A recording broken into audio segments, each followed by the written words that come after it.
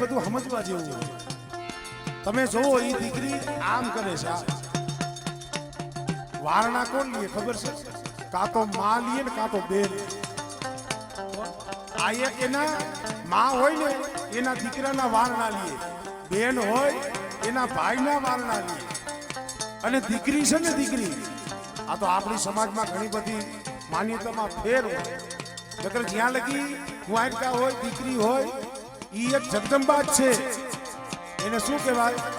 નવદુર્ગા. જ્યાં લગી કુંવારી હોય દીકરી હોય ત્યાં લગી એક દુર્ગાનો જ અવતાર છે.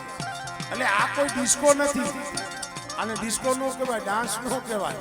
આ એક એના પરિવારના એક માં બની દીકરી બની અને એના વારણા લે છે. એ રીતની આ રમત રમે.